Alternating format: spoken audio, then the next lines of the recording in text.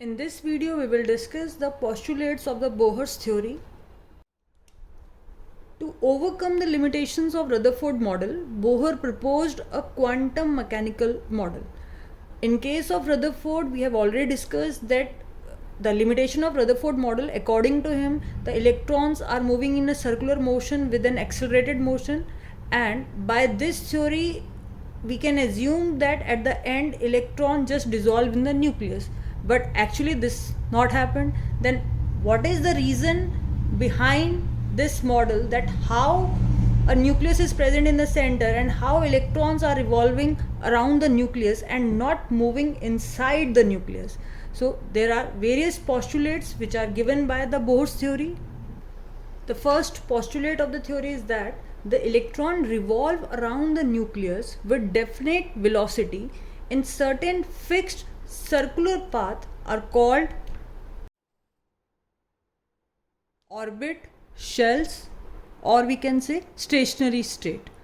So the electron revolve around the nucleus in a certain fixed circular path. These are called as orbits, or we can say shells, or a stationary state, and they are numbered as 1, 2, 3, 4. N is equal to, that is a principal quantum number, n 1, 2, 3, 4, or we can say they represented as a K, L, M, N shells. You have already done this in your class 9th when you represent n as 1, 2, 3, 4 or write it them as K, L, M, N. So this is the first postulate. Second postulate is that each orbit is associated with a definite amount of energy, and as we know, we are calling it as a stationary state. Now why we are calling these orbit as a stationary state? Because as long as electron is revolving around the nucleus, it neither loses energy or gain energy. Hence these orbits are called as a stationary state. Now the third postulate is on the fact that when any object is in the circular motion, there is a centrifugal force is there. So the centrifugal force of the revolving electron in the stationary state is balanced by the electrostatic force of attraction between the nucleus and the electron. As we know, nucleus is the positively charged, electron is a negatively charged. So this electrostatic force of attraction which balance this centrifugal force. Next point, that electron can revolve only in an orbit whose angular momentum is an integral multiple of h upon 2 pi. Now what do you mean by the angular momentum? mvr, which is equal to nh upon 2 pi, where m is the mass of electron, v is the velocity of electron, r is the radius of this orbit, and n is 1, 2, 3, 4. It can be any integral number, and h here is the Planck's constant. In the second postulate, we have already discussed that each shells possess a definite amount of energy. So we can say the energy of electron changes only when it moves from one orbit to another.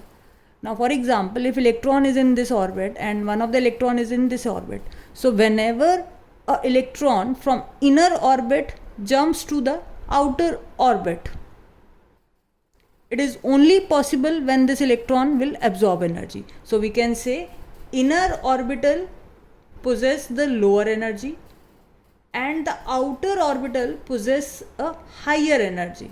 Now this is a very tricky term to understand, why this outer orbital possess a higher energy.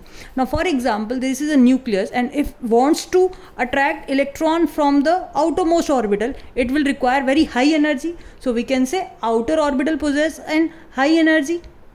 And in the similar way, the electron which is very near to this nucleus, then this nucleus will exert very less energy to attract this electron because it is very nearby to it.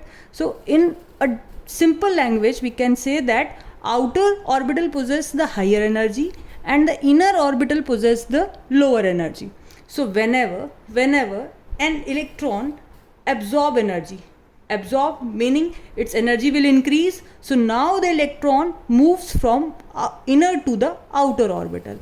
So whenever an electron absorb energy, it moves from inner orbital to the outer orbital. And the similar way, when electron emits energy, or we can say loses its energy, then it will moves from outer orbital to the inner. We can say it jumps from outer to the inner orbital. So the last postulate, the energy emitted or absorbed in a transition is equal to the difference between the energies of two orbits. Now just for example, these are the two orbits. This is the inner shell, this is the outer shell. So whenever electron absorb energy, it moves to the higher energy shell, and when it emit energy, it moves to the lower energy shell. So if it is E1 having lower energy, it is E2 having higher energy. So what is the amount of energy absorbed, or we can say emit, is given by E2 minus E1, that is delta E, which is further equal to h nu. Nu is the frequency and h is the Planck's constant. So again I am repeating, energy emitted or absorbed. Emitted or absorbed. When it absorbed, it moves to higher. When it is emit, it jumps to the lower. Energy emitted or absorbed in transition is equal to difference between energies of two levels. So this is the difference, E2 minus E1, which is equal to energy emitted or absorbed, which is given by the Planck's constant into the frequency h nu. So these are the postulate of the Bohr's model. First suggests that it contains a circular shell's orbit, or we can say stationary state, and each orbit has a fixed amount of energy. This centrifugal force of attraction and electrostatic force of attraction balanced each other, and only the electron which have integral multiple of mvr is equal to nh upon 2 pi can able to revolve in that particular orbit, and the energy changes, that is energy emitted or absorbed in a transition, is always equal to delta E into h nu. And whenever an electron gains energy, it moves to the outer shell, and when it loses energy, it jumps to the inner shell.